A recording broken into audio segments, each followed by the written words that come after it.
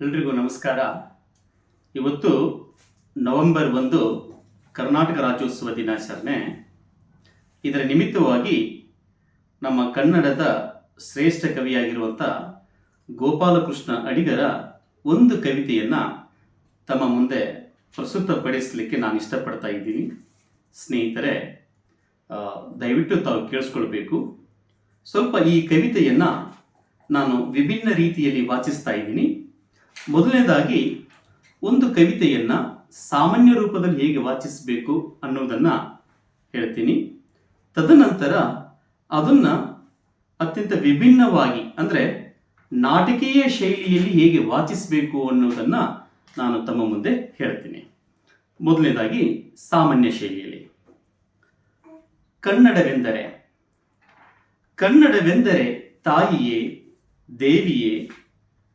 ಕನ್ನಡವೆಂದರೆ ತಾಯಿಯೇ, ದೇವಿಯೇ, ನಾನು ನೀನು ಅವರು. ಜನಮನದೊಳಗುದಿ ತುಡಿತ ಕಡಿತಗಳ ಪ್ರತಿಕೃತಿ ಗತಿ ನೂರಾರು. ಜನಮನದೊಳಗುದಿ ತುಡಿತ ಕಡಿತಗಳ ಪ್ರತಿಕೃತಿ ಗತಿ ನೂರಾರು. ನಾದದ ಸಂಕೇತದ ಉಡುಪುಟ್ಟು ಗಾಳಿಗೆ ಜಿಗುವ ಜಗತ್ತು. ನಾದದ ಸಂಕೇತದ ಉಡುಪುಟ್ಟು ಗಾಳಿಗೆ ಜಿಗಿವ ಜಗತ್ತು. ಬಡತನ ಸಿರಿತನ ಎರಡು ಸಮಾನ. ಬಡತನ ಸಿರಿತನ ಎರಡು ಸಮಾನ. ಅರ್ಥದ ಅಪಾರ್ಥದ ಗತ್ತು. ಪಂಪ ಕುಮಾರ ವ್ಯಾಸರ ದಾಸರ ಶರಣರ ಜ್ಯೋತಿರ್ಲಿಂಗ. ತಿಮ್ಮನ ಬೋರನ ಈರಗ ಮಾರರ ಹೃದಯದ ಸಹಜ ತರಂಗ. ಮನಸ್ಸು ಮಾಗಿದರೆ ಇಂದು ಸುಸ್ವರ. ಅನುಭವ ತಳೆವ ಶರೀರ. ಹಿಂದಕ್ಕೆ ನೋಡುತ್ತಾ ಮುಂದಕ್ಕೆ ದುಡುಕುವ ನದಿಯಂತಿದರ ವಿಹಾರ. ಇದು ಸಾಮಾನ್ಯ ಶೈಲಿ. ಈಗ ಇದನ್ನೇ ಒಂದು ಸ್ವಲ್ಪ ನಾಟಕೀಯ ಶೈಲಿಯಲ್ಲಿ ವಿಭಿನ್ನವಾಗಿ ಈ ಕವಿತೆಯನ್ನು ವಾಚಿಸ್ತಾ ಇದ್ದೀನಿ.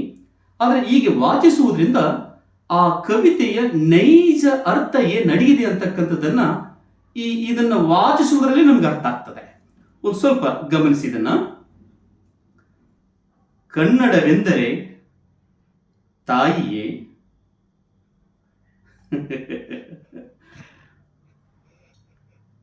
ಕನ್ನಡವೆಂದರೆ ದೇವಿಯೇ,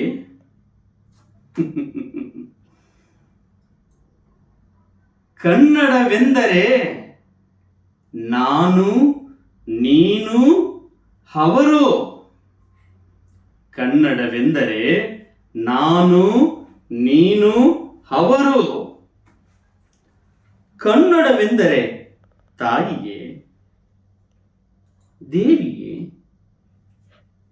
ಕನ್ನಡವೆಂದರೆ ಜನಮನದೊಳಗುದಿ. ಕನ್ನಡವೆಂದರೆ ಜನಮನದೊಳಗುದಿ ತುಡಿತ. ಕನ್ನಡವೆಂದರೆ ಜನಮನದೊಳಗುದಿ ತುಡಿತ ಕಡಿತಗಳ ಪ್ರತಿಕೃತಿ. ಕನ್ನಡವೆಂದರೆ ಜನಮನದೊಳಗುದಿ ತುಡಿತ ಕಡಿತಗಳ ಪ್ರತಿಕೃತಿ ಗತಿ. ಕನ್ನಡವೆಂದರೆ ಒಳಗುದಿ ತುಡಿತ ಕಡಿತಗಳ ಪ್ರತಿಕೃತಿ ಗತಿ ನೂರಾರೋ. ಕನ್ನಡವೆಂದರೆ ತಾಯಿಯೇ, ಕನ್ನಡವೆಂದರೆ ದೇವಿಯೇ, ಕನ್ನಡವೆಂದರೆ ನಾದ. ಕನ್ನಡವೆಂದರೆ ನಾದದ ಸಂಕೇತ. ಕನ್ನಡವೆಂದರೆ ನಾದದ ಸಂಕೇತದ ಉಡುಪುಟ್ಟು ಗಾಳಿಗೆ ಜಿಗುವ ಜಗತ್ತು. ಕನ್ನಡವೆಂದರೆ ತಾಯಿಯೇ, ಕನ್ನಡವೆಂದರೆ ದೇವಿಯೇ. ಕನ್ನಡವೆಂದರೆ ಬಡತನ. ಕನ್ನಡವೆಂದರೆ ಸಿರಿತನ. ಕನ್ನಡವೆಂದರೆ ಎರಡು ಸಮಾನ. ಕನ್ನಡವೆಂದರೆ ಬಡತನ, ಕನ್ನಡವೆಂದರೆ ಸಿರಿತನ, ಕನ್ನಡವೆಂದರೆ ಎರಡೂ ಸಮಾನ. ಕನ್ನಡವೆಂದರೆ ಅರ್ಥ.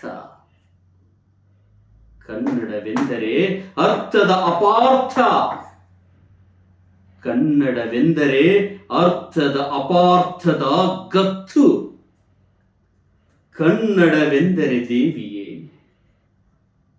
ಕನ್ನಡವೆಂದರೆ ತಾಯಿಯೇ, ಕನ್ನಡವೆಂದರೆ ಪಂಪ, ಕನ್ನಡವೆಂದರೆ ಕುಮಾರವ್ಯಾಸ, ಕನ್ನಡವೆಂದರೆ ದಾಸರು,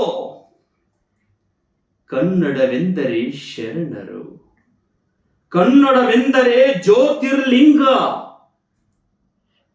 ಕನ್ನಡವೆಂದರೆ ಪಂಪ ಕುಮಾರವ್ಯಾಸರ ದಾಸರ ಶರಣರ ಜ್ಯೋತಿರ್ಲಿಂಗ. ಕನ್ನಡವೆಂದರೆ ತಾಯಿಯೇ, ಕನ್ನಡವೆಂದರೆ ದೇವಿಯೇ, ಕನ್ನಡವೆಂದರೆ ತಿಮ್ಮ, ಕನ್ನಡವೆಂದರೆ ಬೋರ, ಕನ್ನಡವೆಂದರೆ ಈರಗ ಮಾರ, ಕನ್ನಡವೆಂದರೆ ತಿಮ್ಮನ ಬೋರನ ಈರಗ ಮಾರರ ಹೃದಯದ ಸಹಜ ತರಂಗ. ಕನ್ನಡವೆಂದರೆ ತಾಯಿಯೇ, ಕನ್ನಡವೆಂದರೆ ದೇವಿಯೇ, ಕನ್ನಡವೆಂದರೆ ಮನಸ್ಸು, ಕನ್ನಡವೆಂದರೆ ಮನಸ್ಸು ಮಾಗಬೇಕು, ಕನ್ನಡವೆಂದರೆ ಮನಸ್ಸು ಮಾಗಿದರೆ ಇಂದು ಸುಸ್ವರ, ಕನ್ನಡವೆಂದರೆ ಮಾಗಿದರೆ ಇಂದು ಸುಸ್ವರ ಅನುಭವ ತಳೆವ ಶರೀರ, ಕನ್ನಡವೆಂದರೆ ಅನುಭವ ತಳೆವ ಶರೀರ, ಕನ್ನಡವೆಂದರೆ ಹಿಂದಕ್ಕೆ ನೋಡುತ್ತಾ ಮುಂದಕ್ಕೆ ದುಡುಕುವ ನದಿಯಂತಿದರ ವಿಹಾರ, ಹಿಂದಕ್ಕೆ ನೋಡುತ್ತಾ ಮುಂದಕ್ಕೆ ದುಡುಕುವ ನದಿಯಂತಿದರ ವಿಹಾರ. ಕನ್ನಡವೆಂದರೆ ತಾಯಿಯೇ, ಕನ್ನಡವೆಂದರೆ ದೇವಿಯೇ, ನಾನು ನೀನು ಅವರು.